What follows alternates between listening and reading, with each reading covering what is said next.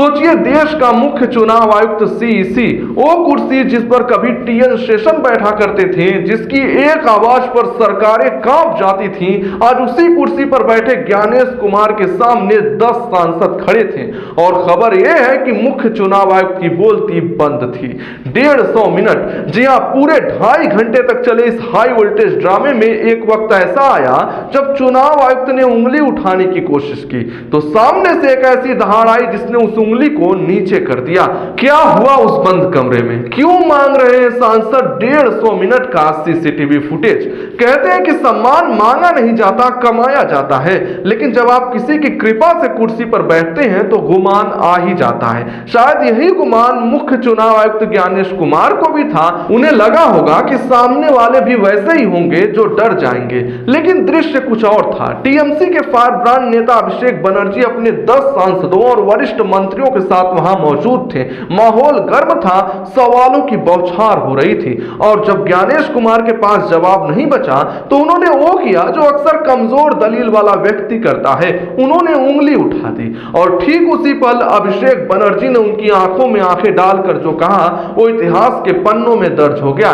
मैं अभिषेक बनर्जी के शब्दों को ज्यों का त्यों कोट कर रहा हूं। मिस्टर कमिश्नर, उंगली नीचे करके बात करो। तुम उंगली दिखाकर बात नहीं करोगे। तुम नॉमिनेटेड हो, किसी की कृपा पर यहां बैठे हो और मैं जनता द्वारा चुना हुआ प्रतिनिधि हूं। हम किसी के दास या गुलाम नहीं हैं जो तुम हमें उंगली दिखाओगे। अपनी हद में रहो।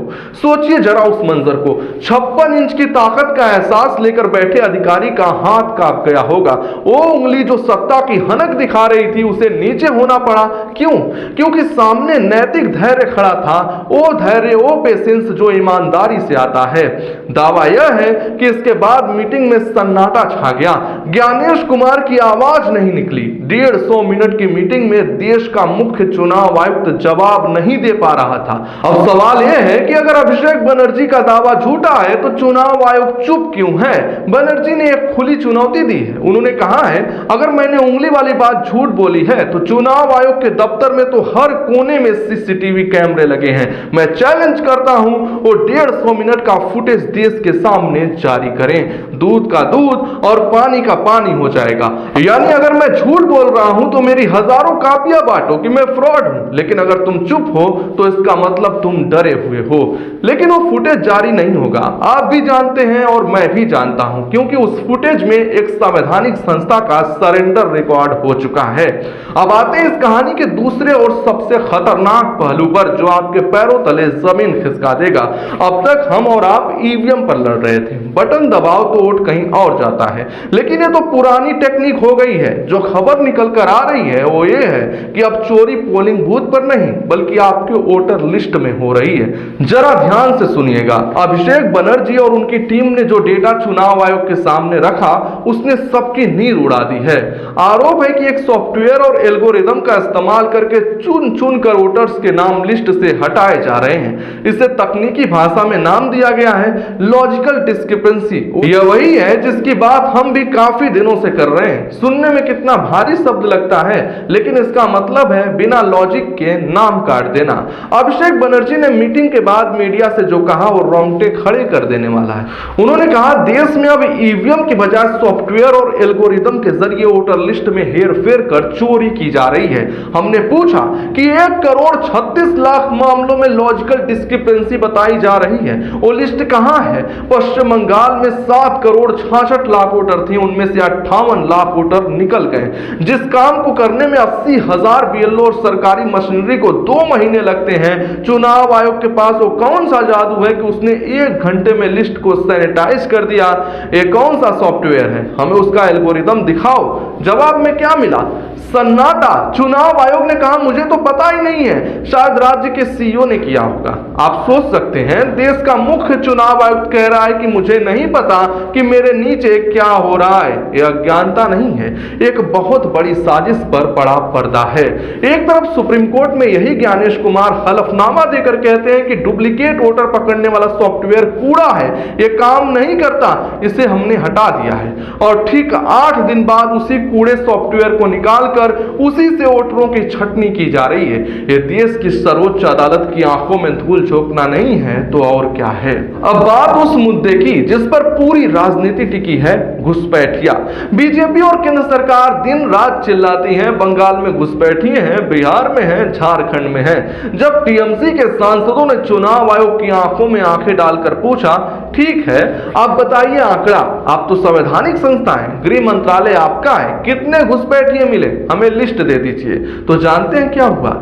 साफ सूंघ गया, पिन ड्रॉप साइलेंस। पहले कहा था बिहार में नेपाली मिले, म्यांमार के लोग मिले, लेकिन जब फाइनल ड्राफ्ट आया तो बोला कोई नहीं मिला।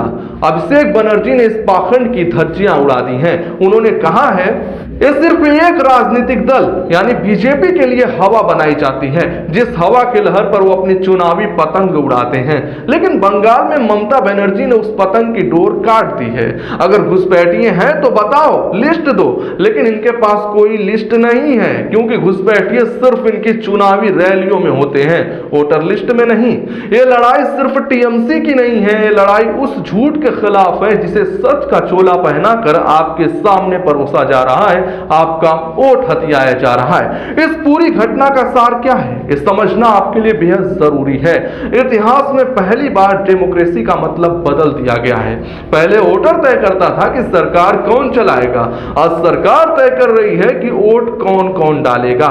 ये जो सॉफ्टवेयर है, ये जो वेरिफिकेशन का नाटक है, ये जो उंगली दिखाने का अहंकार है, ये सब एक ही दिशा में इशारा कर रहे हैं। शायद वो चाहते हैं कि जो उनके खिलाफ बोले, जो सवाल पूछे, उनका नाम लिस्ट से गायब हो जाए, न रहेगा बांस न बजेगी बांसुरी।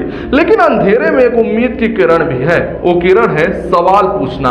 जब अभिषेक बनर्जी ने कहा उंगली नीचे करो, तो यह सिर्फ एक अधिकारी को दी गई चेतावनी नहीं थी, इस सत्ता के नशे में चूर हर उस शख्स को चेतावनी थी कि लोकतंत्र में मालिक जनता है, अधिकारी नहीं। छत्रपति शिवाजी महाराज के पास क्या था जब वो औरंगजेब के दरबार में खड़े थे? कोई सेना नहीं थी, वहां सिर्फ नैतिक धैर्य था, मोरल करेज था। उसी करेज ने मुगलों के तख्त को हिला दिया। आज वही नैतिक धैर्य उन नेताओं में दिखा जो बंद कमरे में बिना कैमरे के सच के लिए लड़ रहे थे। अब फैसला आपको करना है। क्या आप एक ऐसे भारत में रहना चाहते हैं जहां एक सॉफ्टवेयर आपकी नागरिकता तय करे? क्या आप चाहते हैं कि आपके घर के बुजुर्गों को अपनी भारतीयता साबित करने के लिए एड़ियां रगड़नी पड़े? अगर नहीं तो सवाल पूछिए, मांगिए वो सीसीटीवी फुटेज, पूछिए चुनाव आयोग की वो लिस्ट कहां है। क्योंकि अगर आप आज चुप रहे तो कल जब आप वोट देने जाएंगे तो आपका नाम लिस्ट में नहीं होगा, तो आपकी उंगली पर स्याही नहीं लगेगी, बल्कि उंगली आपको चुप रहने के लिए दिखाई जाएगी। तो आज के लिए बस इतना ही। वीडियो को लाइक शेयर करें, चैनल को सब्सक्राइब करें, कमेंट में अपने विचार जरूर लिखें।